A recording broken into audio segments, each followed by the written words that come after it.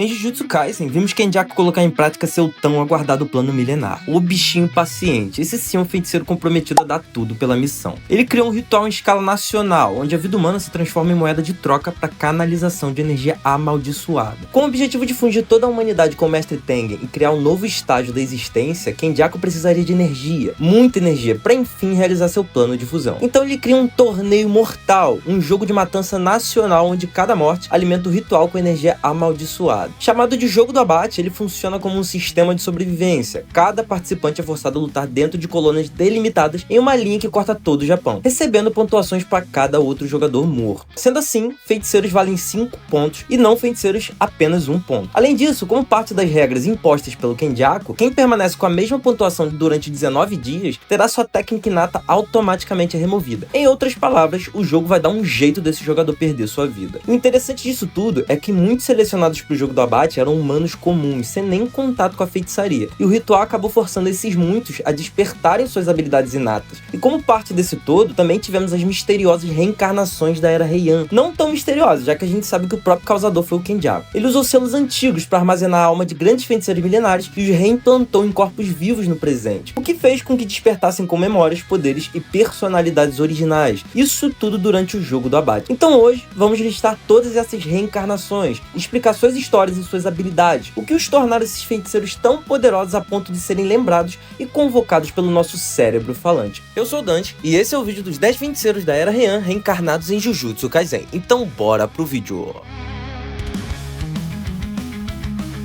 Iniciamos o vídeo de hoje com Reg Star. Diferente de muitos outros participantes, Reg não era um louco sedento por sangue. Ele era estrategista, racional e viu o Jogo do Abate não como um massacre, mas como uma guerra de inteligência. Reg acreditava que Kenjaku estava enganando a todo mundo, e realmente estava. Para ele, o Jogo do Abate não passava de um experimento para transformar o Japão em uma gigantesca matriz de energia amaldiçoada. Enquanto outros matavam por pontos, Reg queria entender as regras e dominá-las ao seu favor. Ou seja, o cara já sabia a verdade sobre o jogo desde o início, só pela intuição. Ele se adaptou à violência do Jogo do Abate rapidamente e acabou servindo de antagonista durante o arco, se concentrando somente em reunir e liderar aliados fortes. Sua técnica amaldiçoada, chamada de recriação contratual, é bem versátil. Reg podia manifestar qualquer objeto físico que tivesse previamente registrado em um dos seus vários recibos que tinha colado em seu corpo. Um pedaço de papel nas suas mãos podia se transformar em uma arma, um objeto ou qualquer coisa de utilidade para ele. No mangá vimos ele recriando facas, drones e até uma moto, mas não sabemos o limite dessa técnica, não sabemos se ele pode recriar Shikigami ou algo do tipo, já que o preço dessa habilidade também é bem alto. Quanto maior ou mais massa o objeto tem,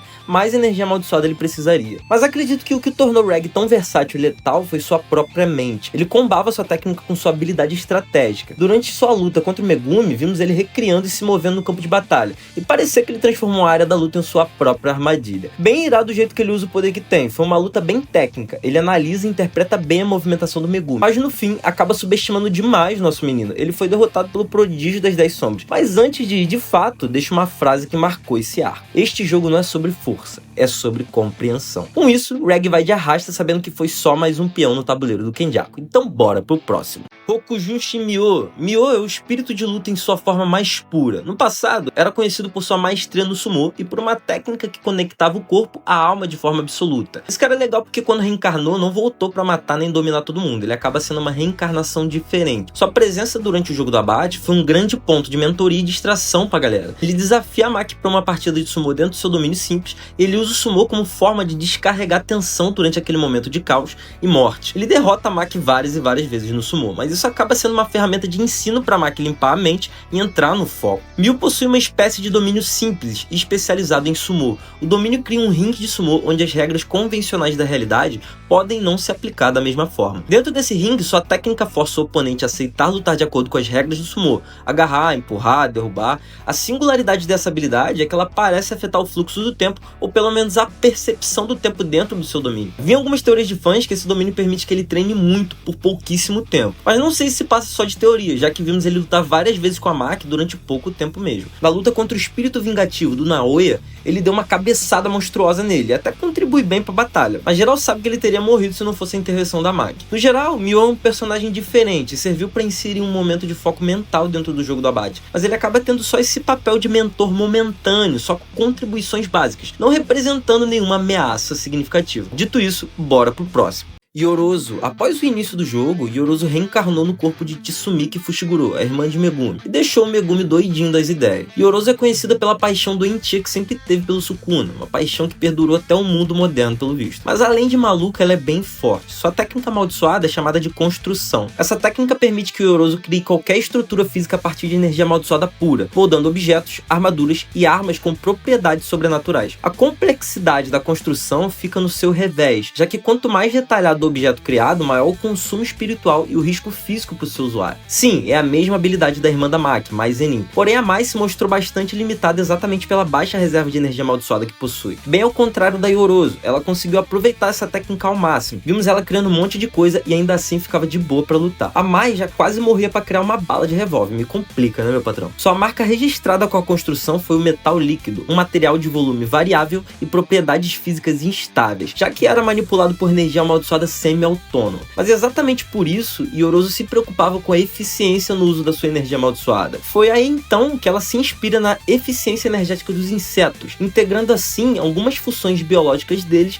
no seu metal líquido, o que permitiu que ela aumentasse sua força, resistência e velocidade quando envolve seu corpo com esse metal e cria sua armadura de inseto. Inclusive, essa armadura foi essencial para a vitória contra os 5 generais do vazio do clã Fujiwara, o que lhe garantiu um reconhecimento absurdo na capital de Heian. Yorozu também possui uma expansão de domínio, com o nome de Os Três Caminhos da Beleza. Dentro dele, todas as suas criações através da construção tornam-se instantaneamente completas e perfeitas, ignorando os custos e limitações normais da técnica. Isso significa que ela pode materializar qualquer forma de energia ou estrutura sem perda de energia. No confronto com Sukuna, além de usar o metal líquido e algumas outras criações, ela se mostrou capaz de criar a esfera verdadeira, uma esfera perfeita e imparável de massa e pressão absoluta, destruindo tudo que toca. Quando ela une seu domínio com a esfera perfeita, acaba criando um ataque sinistro, onde o Sukuna só conseguiu sair dessa graças à adaptação do Mahoraga. Então sim, ela é forte pra caramba, embora obviamente perca pro Sukuna no final, valeu a pena o Kenjaku convocar. Então bora pro próximo.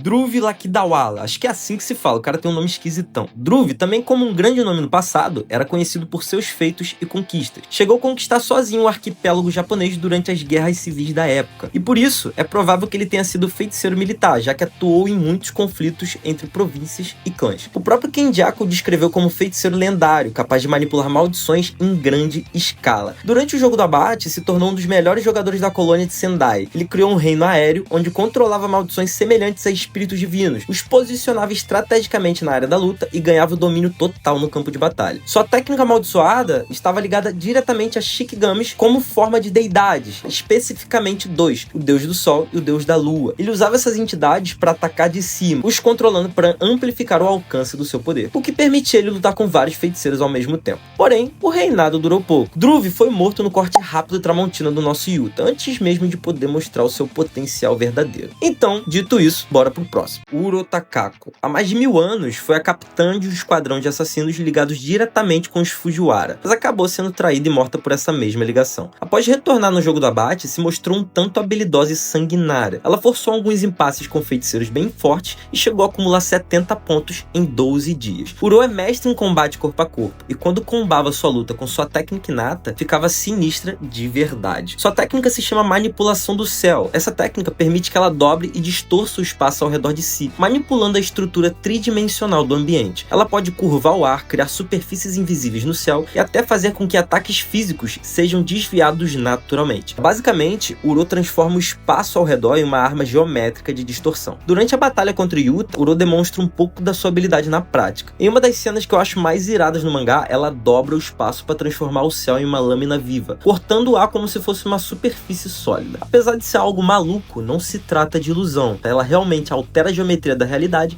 e a usa para lutar. E dá pra ver isso também na sua técnica quebra-gelo fino, onde ela atinge a superfície da realidade como se estivesse quebrando o gelo e atingindo o inimigo com um impacto equivalente. Se fosse para classificar, eu diria que essa técnica flerta com o nível especial exatamente pelo leque de possibilidades que ela tem. E ela sabe bem usar essas possibilidades junto com a habilidade que tem. Além de ter uma personalidade instável, Uro é bem forte e dá pra ver o porquê Kenjaku queria ela dentro do jogo. Dito isso, então, bora pro próximo. Hagane Daido. Na verdade, Daido não é bem feiticeiro, mas ainda assim é uma baita reencarnação da Era Heian. Conhecido por ser a reencarnação de um espadachim sem nome, Daido não possuía técnica inata nem controle sobre a energia amaldiçoada, mas era conhecido por sua habilidade extrema com a espada. E apenas empunhando uma lâmina, conseguia rivalizar contra técnicas inatas poderosas e chegou a vencer muitos feiticeiros de sua época. Em vida, Daido era conhecido como o espadachim sem técnica, um guerreiro que dependia apenas da maestria física e da intuição absoluta para lutar. Capaz de cortar qualquer coisa sem depender de Jujutsu, ele confiava inteiramente na sua habilidade. Ele conseguia sentir a presença e aferir golpes em maldições apenas pelo seu instinto de perceber tudo ao redor. E essa era a maneira que enxergava o mundo das maldições. Em um momento no mangá, ele ajudou a Maki a derrotar a maldição do Naoya Zenin. E essa maldição, que estava mais para um espírito vingativo, foi um pé no saco até da própria Maki. Ao empunhar a espada na Maki durante a luta, Daido fica com uma aura sinistra, fazendo com que todos ali acentuem a presença e o tamanho do seu poder. O que nos mostra também que Daido é sensível à natureza das armas amaldiçoadas, já que ele reconhece a espada divisora de almas no momento que a toca, que foi a espada dada de presente a Maki pela sua irmã antes de morrer. Uma arma com extremo poder que, infundida com suas habilidades,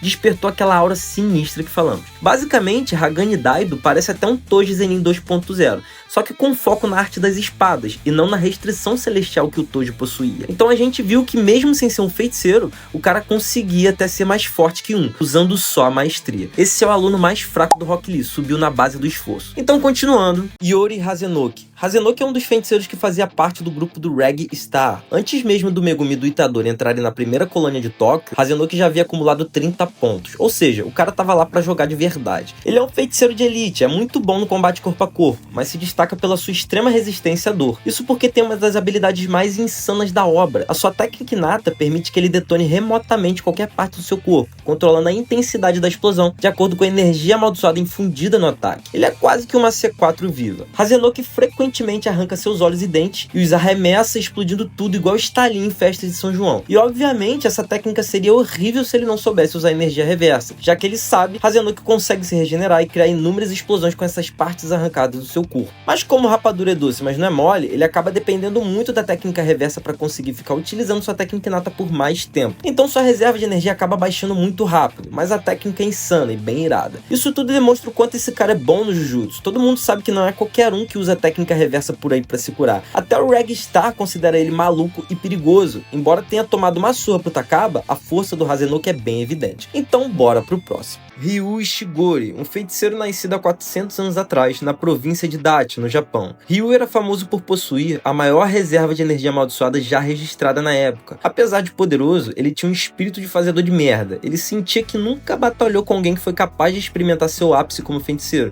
e morreu com essa insatisfação, que levou ele a aceitar a oferta do Kenjaku para reencarnar e meter a moral nesse jogo do abate. Após reencarnado, Ryu logo se destacou acumulando 77 pontos em 12 dias, e chegou a enfrentar feiticeiros sinistros, tipo Yuta. A gente viu que o Ryu é muito bom com ataques destrutivos, vimos eles disparando canhões de energia em massa que acabava com tudo, além de ser o único feiticeiro que poderia disparar a mesma quantidade de energia independente de ter ativado sua técnica inata ou não. Ryu tem um poder massivo, mas ainda assim lutava muito bem no mano a mano, já que conseguiu machucar o Yuta só na base da porrada. Sua técnica se chama Explosão de Granito, que se trata de um laser de energia amaldiçoada concentrada capaz de destruir qualquer coisa no caminho. E essa habilidade, combada com sua reserva extensa de energia amaldiçoada, fazia com que ele tivesse mais liberdade com a técnica, podendo utilizá-la várias e várias vezes. Ryu também possui uma expansão de domínio, chamada de Lança do Dragão, um domínio extremamente ofensivo, que amplifica ao máximo seu poder de disparo. Dentro dele, Ryu ganha o controle absoluto sobre o espaço e pode lançar múltiplos feixes de energia amaldiçoada simultaneamente, todos dentro do acerto garantido da expansão. Bem roubado. Dá pra ver que o cara é um feiticeiro forte pra caramba, rivalizou bem com o nosso Yuta. Embora no final ele tenha ido de arrasta, acho que ele conseguiu achar a luta que queria. Então, continuando, Hana Kuruzu, também conhecida como Anjo, foi uma das peças mais importantes pro jogo do abate. Ela é uma reencarnada diferente, já que sua consciência não foi substituída pela reencarnação. Hana e Anjo coexistem dentro do mesmo corpo, algo bem diferente dos demais. A técnica amaldiçoada da Anjo é chamada de Escada de Jacó, uma habilidade de purificação que anula qualquer técnica amaldiçoada existente, inclusive barreiras, domínios e selos. Essa técnica não destrói a energia em si, mas neutraliza, funcionando como um antivírus contra qualquer manifestação de energia amaldiçoada. É por isso que a Hana foi essencial no plano para libertar Satoru Gojo, já que em teoria apenas sua técnica seria capaz de anular o selamento do reino da prisão. Visualmente, ao ativar sua técnica, Hana ganha uma auréola luminosa e asas espirituais feitas de energia celestial.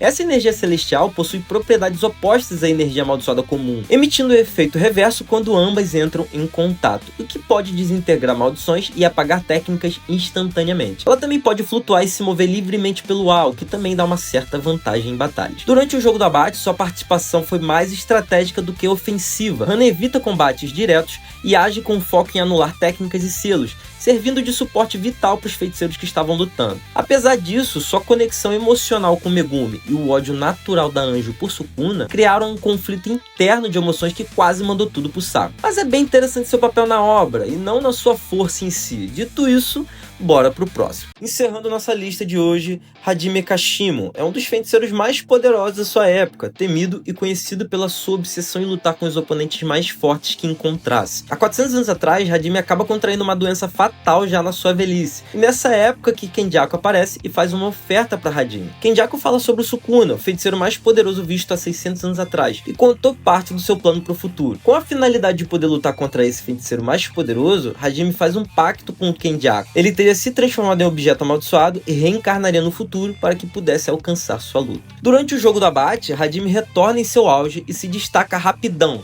sendo o primeiro jogador a acumular 100 pontos em 12 dias e adicionar uma nova regra no jogo. Chegou a encontrar e dar uma surra no Panda, e lá vimos sua energia amaldiçoada eletrificada, onde parecia que mesmo sem muita força, cada pancada dava um dano massivo no Panda. Hajime também lutou contra o Hakari e mostrou que é brabo no combate corpo a corpo. A habilidade do Hakari consiste em ficar imortal e com energia limitada por um tempo. E mesmo com essa habilidade, Hajime consegue dominar a luta por um tempo e quase mata Hakari diversas vezes, se não fosse sua técnica. Hajime possui a técnica inata chamada Besta Mítica Amba, que fazia com que seu corpo manifestasse fenômenos naturais criados pela eletricidade. Embora essa técnica seja totalmente roubada, amplificando todos os seus sentidos e podendo obliterar qualquer alvo, ela só poderia ser usada uma vez por vida. Isso porque seu corpo entraria em colapso após o uso. E apesar de toda aquela bronca de achar um feiticeiro forte para lutar, ele acaba encontrando a Senhora Morte no seu confronto contra o Sukuna. E foi uma baita decepção pra galera que tava esperando mais desse personagem. Olha, o cara era chamado de Deus do Trovão, armou a banca por 400 anos dizendo que era forte e morreu rapidinho. Triste, mas real. E assim encerramos nossa lista dos reencarnados da Era Heian de Jujutsu Kaisen. E pois é, nessa lista não citamos o Kenjaku, Uraumi, nem o próprio Sukuna. Isso porque eles não estão presentes no tempo moderno pela reencarnação em si. Na verdade, o Sukuna sim, mas de um jeito diferente. Porém, a Uraumi e o Kenjaku usaram sua própria técnica para permanecerem vivos. Então acaba sendo mais complexo, e por isso vou trazer um vídeo exclusivamente sobre eles aqui no canal. Fica ligado. Eu vou ficando por aqui. Se curtiu o conteúdo, vou pedir a gentileza de um like grátis. Se inscreve no canal para dar aquela força pra gente e ver mais vídeos como esse. Valeu, falou!